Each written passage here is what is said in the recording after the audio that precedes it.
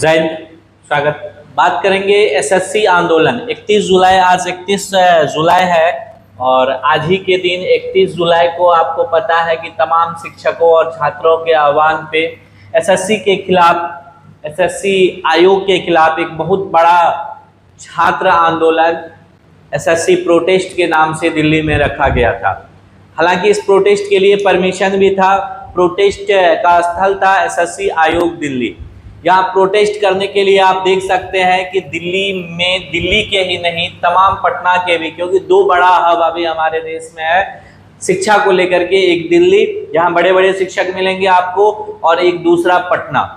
ये दो बड़े हब से जितने बड़े बड़े चेहरे हैं, जितने हमारे बड़े बड़े शिक्षक हैं, हालांकि तमाम शिक्षक छोटे बड़े जो पहुंच सकते थे वह भी पहुंचे, और उसमें तमाम बड़े नाम, चाहे आप आदित्य रंजन सर का ले लीजिए, नीतू मैम का ले लीजिए, हमारे रोशन आनंद सर का ले लीजिए, एसके झा सर थे, अभिनय सर थे, राकेश यादव सर थे, गगन प्रताप सर हो गए, विपिन सर, ये लोग कुछ इसमें, ये सभी शिक्षक हमारे पटना से भी हैं और बाकी दिल्ली के भी बड़े बड़े जितने शिक्षक हैं, बड़े बड़े चेहरा, वो लोग इकट्ठा हुए थे छात्र के लिए, छात्र हित में, एसएससी और रेलवे के खिलाफ, आयोग के खिलाफ, उसमें रिफॉर्मेशन के लिए यह आंदोलन था और बिल्कुल शांतिपूर्ण तरीके से होने वाला, किया जाने वाला आंदोलन था, क्योंकि इसमें समाज के सबसे दो बुद्धिजीवी वर्ग जो छात्र और शिक्षक होते हैं वह शामिल थे।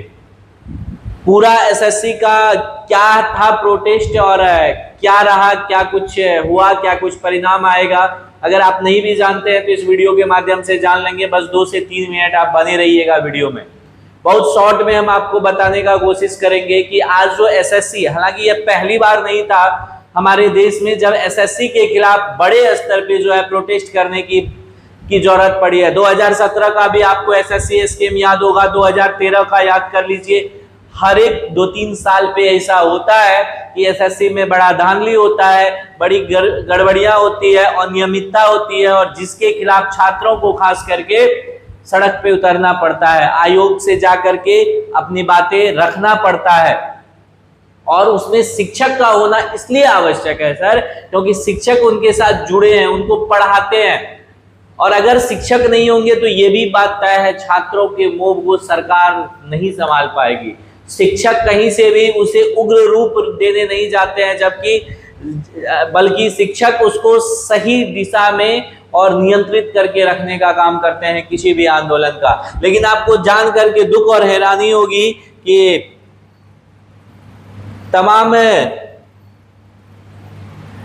आप जान करके आश्चर्य होगा कि आदित्य रंजन सर को गिरफ्तार किया गया। इन्होंने कहा कि तानाशाह सरकार है, फूट फूट कर बच्चों के लिए रोने लगे, जबकि ये लोग बहुत बड़े और स्ट्रॉन्ग टीचर हैं। उसके बाद हम आपको दिखाते हैं यहाँ पे कुछ और दृश्य आज के प्रोटेस्ट का। आप देख सकते हैं कि तमाम शिक्षक, तमाम बड़े शिक्षक वहाँ इकट्ठा हुए थे। हमारे राकेश यादव सर हैं, अभिनय सर हैं, नीतू मैम है। पुलिस ने इन्हें गिरफ्तार किया, या यूं कहिए डिटेन किया, पुलिस के द्वारा डिटेन किया गया। हजारों की संख्या में छात्र इकट्ठा हुए थे अपने बातों को रखने के लिए। और यहाँ देख सकते हैं कि नीतू मैम के साथ भी जो है किस तरह से पुलिस का व्यवहार हुआ, उन्हें डिटेन किया गया। कई छात्र और शिक्षक को चोट भी आई इसमें। ये तमाम सिनेरियो आज चलता रहा। अभी भी कई शिक्षकों को डिटेन करके रखा गया है, गिरफ्तार करके रखा गया है। मांग बस इतनी सी है, एसएससी में जो अनियमितता है, एसएससी में जो गड़बड़ी है, सही जो है आप लोगों के द्वारा एग्जाम नहीं कंडक्ट करवा रहे हैं, कहीं सर्वर डाउन हो जा रहा है, कभी समय पे एग्जाम नहीं शुरू हो पाता है, कहीं वहां पे क्वेश्चन में गड़बड़ी पाई जाती है, कई क्वेश्चन बियॉन्ड द सिलेबस आ जाता है, तो कई क्वेश्चन रिपीटेड होता है, कई क्वेश्चन लीक हो जाता है। और इसके अलावा छात्रों का इतना दूर दराज आप सेंटर भेज देते हैं जैसे मानो युद्ध के लिए उनको भेज रहे हैं। छात्रों के लिए कोई विशेष व्यवस्था तो होती नहीं है। लाखों की संख्या में छात्र अपियर होते हैं, आप उन्हें 1000 किलोमीटर, 500, 600, 400 किलोमीटर दूर भेज देते हैं। अगर आपके सिस्टम में सब कुछ सही है तो इतनी दूर भेजने की जरूरत क्या है?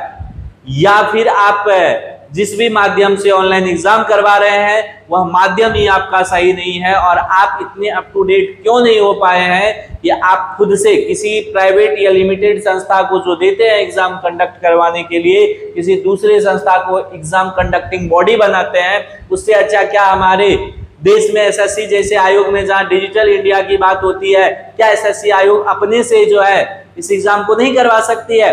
ये तमाम मांग है, और हमको नहीं लगता है कि मांग में कोई गड़बड़ी है, ये किसी को नहीं लग रहा होगा। मांग जायज था, शांतिपूर्ण तरीके से मांग हो रहा था। सरकार को और आयोग को बात करनी चाहिए थी, सही बात करना चाहिए था, उन्हें जवाब देना चाहिए था और उनको बताना चाहिए था कि आखिर समस्या क्या है। जबकि हुआ ये कि छात्रों से पहले शिक्षकों को डिटेन किया गया और उनका कहना है कि ये शिक्षक गुंडे हैं। इन शिक्षकों का क्या काम है छात्र आंदोलन में? सर, शिक्षक वहां है उस मोब को, छात्र को सही दिशा दिखाने के लिए, नियंत्रित करके रखने के लिए और उनके बात को आप तक पहुंचाने के लिए शिक्षक एक जरिया है। उनके साथ लगाव है बच्चों का, वो क्यों नहीं रहेंगे? दिन रात उनके साथ मेहनत करते हैं और शिक्षक है। हमको नहीं लगता है कि वो कोई जो है आतंकवादी है जिस तरह से उनके साथ बिहेव किया जा रहा है। आतंकवादी तो बिल्कुल नहीं है, समाज के सबसे प्रतिष्ठित वर्ग में से आते हैं वो, और उन्हें भी पता है कि हमें संवैधानिक तरीके से अपने बातों को रखना है, और जब वह रख रहे हैं तो आप बातों को रखने नहीं दे रहे हैं। हालांकि अब पहली बार तो है नहीं हमारे देश में, आपको प्लस का जो है पता होगा प्रोटेस्ट कितना लंबा चला था, परिणाम क्या आया आपके सामने है। चाहे वह आप किसान बिल पे बात कर लीजिए आंदोलन का, उसका भी परिणाम क्या हुआ था। इसी सबको देखते हुए आज शिक्षक लास्ट में मजबूर हो गए सरकार को ये कहने के लिए कि सरकार तानाशाह है। तमाम बड़े शिक्षक आए थे और अभी भी इसका कोई परिणाम, कोई हल नहीं निकल रहा है, जबकि हम लोग लोकतांत्रिक देश में है सर। यहाँ सरकार की ओर से किसी प्रतिनिधि को आकर के बात करनी चाहिए थी छात्रों से। यह कोई वोट बैंक की राजनीति नहीं थी, ये आपका जो है विपक्ष दल का किया हुआ आंदोलन नहीं था, ये छात्र आंदोलन है। और अगर छात्र आंदोलन को इग्नोर कीजिएगा तो याद रखिएगा इसमें दो, हम फिर कह रहे हैं, दो सबसे बड़े और बुद्धिजीवी वर्ग शामिल हैं। छात्रों में सर वो पावर होता है ना, ठीक है, कहा गया है स्टूडेंट्स पावर नेशन पावर। छात्र का शक्ति क्या है ये आपको पता चल जाएगा लोकतांत्रिक देश में। इसलिए इनके बातों को सुनिए, इनकी मांग गलत नहीं है, इनकी मांग जायज है। इसलिए सभी शिक्षक, तमाम राज्यों से शिक्षक इकट्ठा होकर के इनके साथ है, चाहे वह मेल टीचर्स हो, फीमेल हो, बड़े टीचर हो, छोटे टीचर हो, सभी इनके साथ है। अब इस पे क्या कुछ परिणाम निकलता है, इस पे सबों का निगाह होगा, लेकिन सरकार को चाहिए कि उनकी बात को सुने, सभी शिक्षकों को रिहा करे। लास्ट में तो एक वीडियो में शिक्षक रो करके ये कहने लगे कि ये लोग हमें कहीं मार ना दे। अब सोच सकते हैं उस शिक्षक की पीड़ा। छात्रों को कहा गया कि डटे रहे, सच में छात्र शांतिपूर्ण तरीके से डटे रहे, अपनी बातों को लेकर के आयोग बात करे और आयोग को इस पे कोई ना कोई डिसीजन लेना चाहिए। हमारे देश में जहां गरीब और मध्यम वर्ग के लिए सर एकमात्र जरिया है जीवन यापन करने का नौकरी और सरकारी नौकरी, वही उनकी जो है रोजी रोटी तरकारी सब बदल सकती है। और उस पर अगर धांधली होगा, उसमें गड़बड़ी होगा तो आखिर गरीब आदमी जाए कहाँ? 4 किलो आटा और गेहूं से इनकी जीवन नहीं चल सकती है सर। तो इसलिए बड़ा सवाल, बड़ा मुद्दा, जो भी अपडेट होगा उसके साथ बने रहेंगे। लेकिन आप क्या सोचते हैं कमेंट करके जरूर बताइएगा। सही।